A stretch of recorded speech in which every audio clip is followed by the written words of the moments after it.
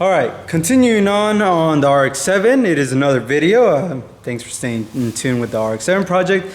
But today we're gonna go ahead and install the rack and pinion. We're gonna add the outer tie rods as well to make the car finally steer. And I'm gonna add the steering wheel as well that I bought for the RX7. So I got the power steering rack and pinion.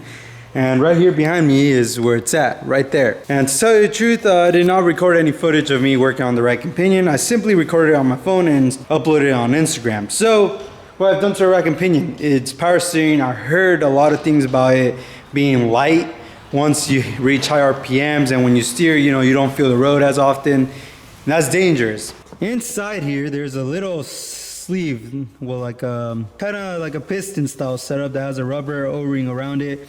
And it keeps the fluids intact inside there, that way they don't leak outside. A lot of people, what they do is just cut that off, and then there you go, they call it manual rack now.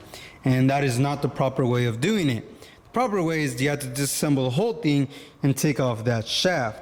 By that I mean, when you take apart the shaft right there, that shaft has a little bit of play in that section. So it's held up by bearings, I believe. So it kind of just wiggles a lot, and it still has a lot of play.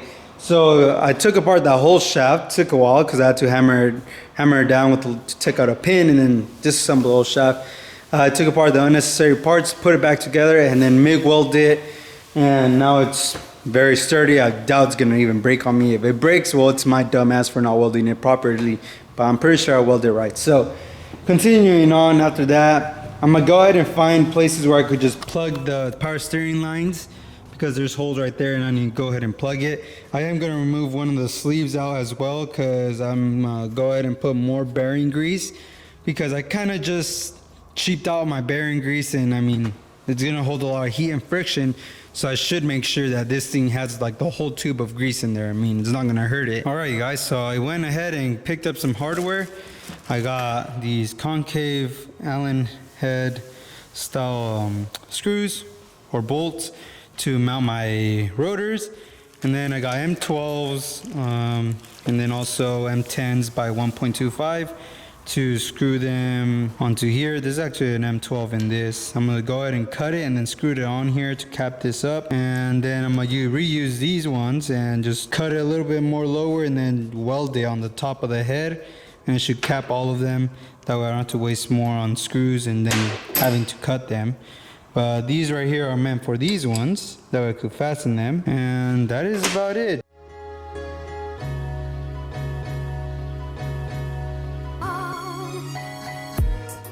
Alright, finally welded the lines, that way nothing leaks out of them.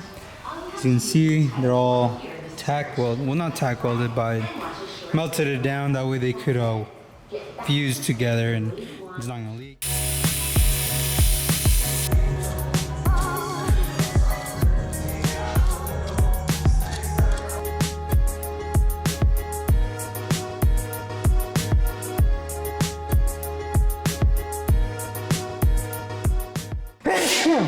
God damn, the Ronies. Alright, finally assembled the rack and pinion. Now it's time to add the outer tie rods. And this is actually pretty fastened now, since I went pretty tough on the bolts. But they are grade A bolts, so they're high industrial strength. Anyways, other than that though, everything seems set for this. Now I just need the motor mounts and move the harness up here. That way I could start splicing and see what harnesses I need. So I'm gonna start removing the wheel and start working with the outer tie rods, like I've said. So I slipped the rotor in, as you can see, it's in there already.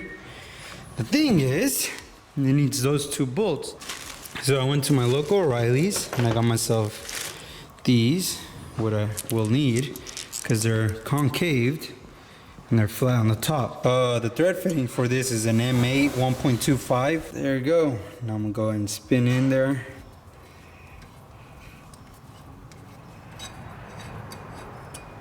Lightly touch it. And then push more towards it.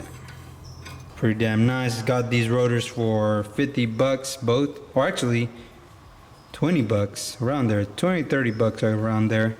So far I'm $1,500 into my project, in case you guys are wondering.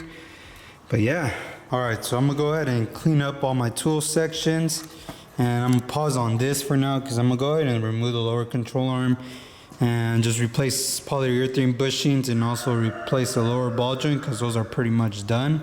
In the meantime, I'm gonna go ahead and start disassembling the caliper. Not too crazy. I'm just gonna take apart the brake pads.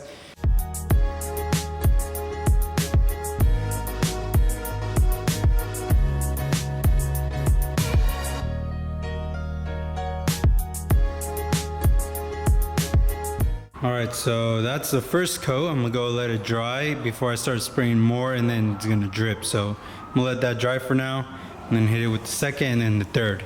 And I think that should be good enough. Voila, they are finally painted, and this one actually, I stopped being lazy and actually wrapped it around tape on each cylinder or piston instead of the other one where I just wrapped around both of them in one. And yeah, this one's gonna turn out a lot better, of course, but then again, brake pads are gonna be there, and it's not gonna be a big deal because no one's gonna see what's inside here, so I should be fine.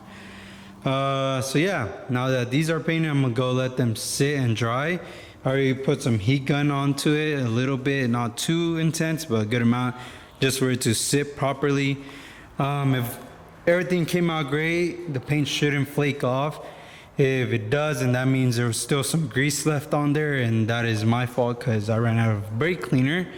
Try to use as much as possible. I think I'm gonna go ahead and end the video for RX7 rack and pinion and suspension install. Well, let's just say rack and pinion, outer tie rods, and brake caliper paint job. So yeah, give it a thumbs up, like, and subscribe. If you have anything you want to ask me, then go for it. Just go and comment down below. If you have any questions, go for it as well. And if you guys want to see something or if you guys want me to add something to the RX7, you guys should tell me on the comments below. And yeah, ask anything that you guys want to, pretty much. That's why the comment section is down there. And hope you guys enjoyed the video. Good day, good morning, good afternoon, whatever time you guys are watching this, and stay boosted.